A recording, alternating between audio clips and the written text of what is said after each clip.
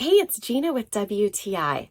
If you're looking for a good skincare routine to really help your face look its best, I recommend checking out this essential skincare line from doTERRA.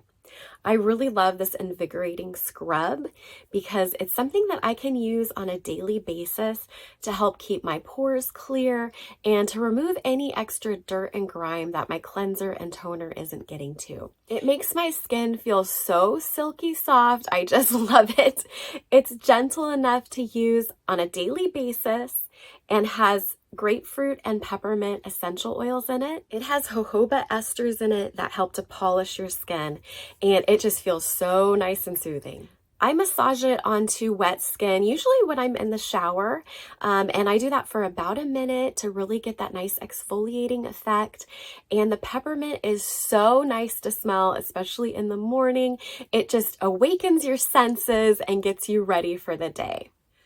I don't like to wear a lot of makeup, and so having healthy skin is a really good way for me to be able to keep a natural look without putting a lot of foundation on. And I find that this exfoliating scrub has really been helpful in keeping my complexion clear and my skin healthy looking. But that's just my point of view.